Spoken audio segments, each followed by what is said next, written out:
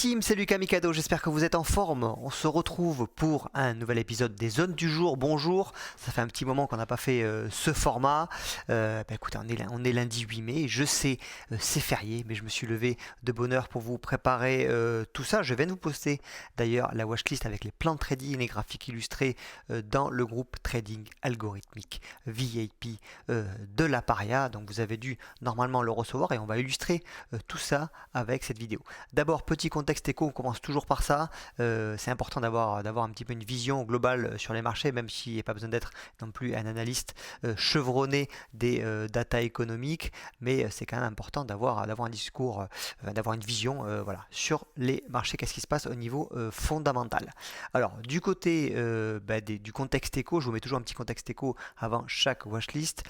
Aujourd'hui, vous savez, c'est férié, donc on devrait quand même avoir une journée sans grand volume. Ça me paraît logique. Donc il peut y avoir quelques mouvements. On verra à l'ouverture des US, mais de toute façon, voilà, c'est peut-être une journée où il ne va pas se passer grand-chose.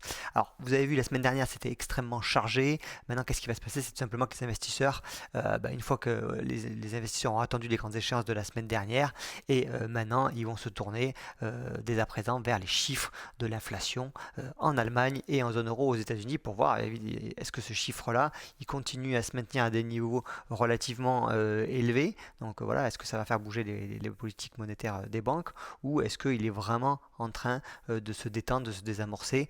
Et c'est ça qu'on verra. Donc on va attendre ces chiffres-là et ce sera à partir de mercredi. Évidemment, ça, en fonction des résultats qu'on aura, ça va influencer la trajectoire des futurs taux d'intérêt. On a vu, pour finir, que voilà, la Fed avait dit que c'était peut-être la dernière hausse des taux.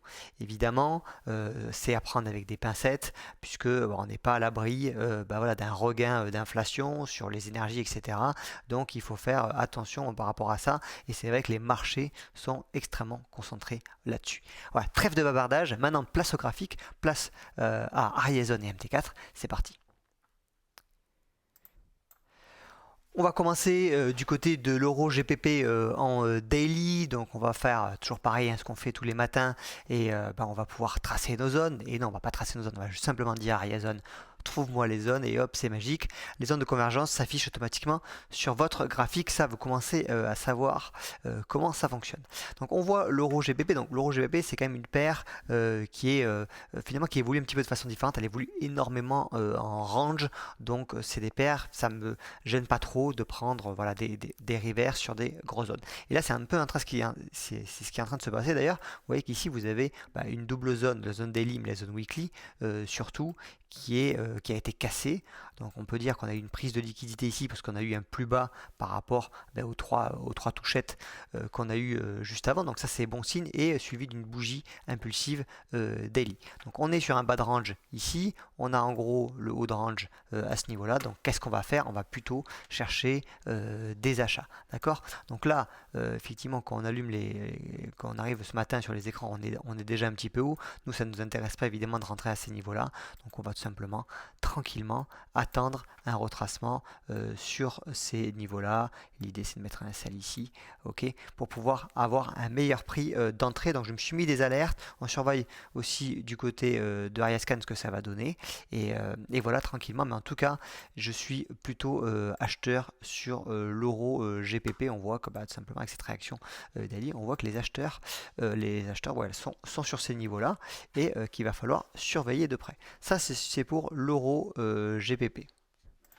Du côté de l'USDN, donc on a un flux ici, on a eu un premier flux haussier, ok, alors il y avait une belle correction ici, un premier flux haussier, ok, il fallait plutôt privilégier les achats, on a un petit flux vendeur et là on repasse sur un flux haussier. Moi ce qui va m'intéresser c'est surtout d'avoir un retour aussi sur ces zones là pour respecter le sens du flux ok, daily, d'accord, ici, et d'avoir un petit, voilà, une petite RDZ, c'est ça qu'on va attendre sur la double zone H4 daily. On voit que c'est une zone de polarité ici regardez, qui a provoqué des rebonds acheteurs plusieurs fois, qui était auparavant zone aussi de résistance. Ça fonctionne comme d'habitude, zone de résistance, zone de support, et ça s'inverse, ça casse les cours, et on vient pullbacker l'ancienne résistance qui devient support. Ça, vous savez comment ça fonctionne. Ça fonctionne comme ça partout, tout le temps, sur tous les actifs. Donc là, on a une belle réaction ici la semaine dernière.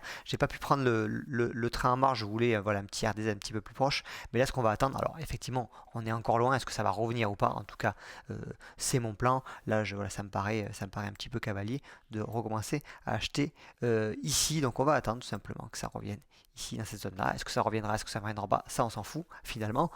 Mais en tout cas, c'est notre plan et comme ça, on sait où intervenir tranquillement. Du côté de l'USD CHF, bah écoutez, c'est un petit peu pareil, sauf qu'on a un retracement un peu plus important. Donc on voit ici qu'on a commencé à avoir allez, une espèce de haut de range. Alors je dirais pas, c'est pas encore extrêmement propre, mais on voit quand même qu'il y a des points ici qui ont chaque fois rejeté les cours. Là c'était un petit peu plus bas, d'accord, il a pas réussi à casser ici ces niveaux-là. Donc on va revenir, moi je vais tout simplement attendre, et là finalement ça sera peut-être un petit peu plus rapide que l'USD Yen. On va tout simplement attendre ici un retour dans cette zone-là pour pouvoir attraper un achat.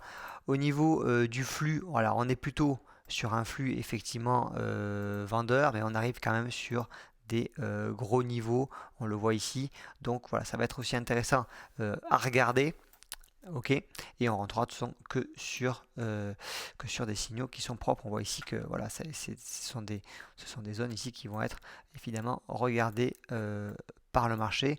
Donc ça peut être intéressant d'essayer de se positionner, mais tout simplement tranquillement avec des signaux en attendant des opportunités du côté de Ariascan. Donc pas de précipitation non plus. Ok, et on a vu que les plans vendeurs avaient plutôt bien fonctionné. Effectivement, on est quand même dans le sens, on est dans un flux qui reste baissier, donc il vaut mieux dans ce cas-là privilégier les ventes, mais on va surveiller quand même cette zone-là, et on voit que il y avait un bel achat à faire. Pour la petite histoire, on a fait cet achat, mais on s'est fait un petit peu fister. Alors je sais plus où on avait acheté, mais on s'est fait un petit peu fister par une bougie qui nous a fait sortir pour après repartir ensuite. Je me demande si c'est pas celle-là, je me rappelle plus très bien, mais en tout cas voilà, c'était un peu l'idée. Donc on sera prudent, mais on va quand même surveiller ça de près. Et pour finir, donc les plans vendeurs, on va avoir le SP500 et l'autre CHF. Ok, donc ici pareil, un petit coup d'Ariazone. Qu'est-ce qu'on voit? Ici, on voit tout simplement qu'on peut changer de couleur, qui a une très belle zone de polarité, qui a fait un joli trade, hein, le mec qui est rentré ici, magnifique. Ok, on voit qu'il y a une première réaction ici. Qu'est-ce qu'on fait? On va attendre RDZ, hein, vous le savez toujours, on va attendre une cassure de ces highs. Ok, c'est ce qu'on a fait.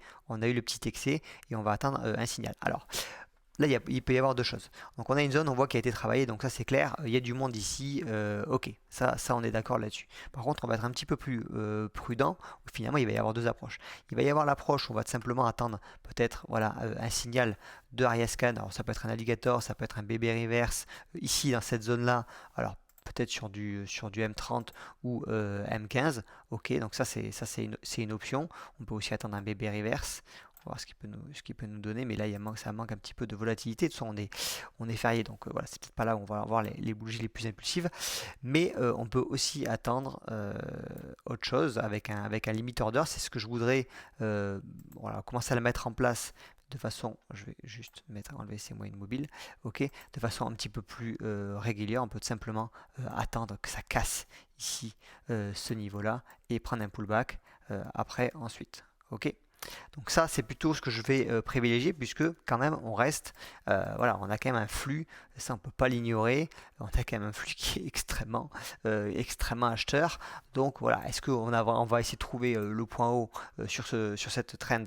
Je sais pas, mais en tout cas, voilà, quelque chose qui me paraît un petit peu plus safe, c'est d'attendre quand même cette cassure-là, et on aura très certainement un retracement pour pouvoir mettre notre limit order en toute tranquillité. Ça nous permettra d'attendre que est-ce que vraiment le niveau va réagir, est-ce que les vendeurs vont se manifester à ce niveau-là.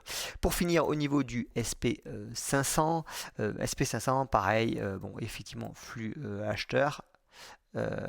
Ok, j'aurais dû mettre une flèche une flèche verte, vous l'avez compris. Et ici, on arrive aussi sur une belle zone. Donc finalement, un peu comme l'autre CHF, hein, on est un peu sur les mêmes configs. Ok, c'est une zone qui a été extrêmement travaillée et qui va être évidemment à surveiller. Donc on est sur un chiffre en plus, les 41 000, les 4150. Ok, donc chiffre important pour le marché, chiffre rond, etc. Vous connaissez la tambouille. Donc pareil, on va attendre une RDZ ici, au moins la cassure de cette liquidité là, et on va attendre un signal du côté d'Ariascan, parce qu'on a un signal de retournement. Donc pareil, est-ce qu'on fera, on attendra une cassure du plus bas, ok, pour avoir un truc un petit peu comme ça, comme ça, comme ça, ok, ou est-ce qu'on rentrera directement sur une opportunité, peut-être sur un croisement alligator M30, etc. Voilà comment je vois le truc. Donc j'ai fait un petit peu les plans. Pour l'instant, voilà, RAS, il n'y a pas grand-chose pas grand chose à faire maintenant. De toute façon, le plus important, c'est de mettre ces valeurs. Après, voilà, vous avez vos alertes, vous mettez ça en arrière scan, etc. Et maintenant, vous attendez les setups qui vont se présenter. Et tranquillement, je vous alerterai de toute façon dans l'app quand on ira un petit peu plus loin et quand il y aura des trades à prendre, à lancer en live. Voilà, c'était Lucas Mikado. N'hésitez pas à vous abonner à la chaîne et on se retrouve très vite de l'autre côté. Ciao, ciao.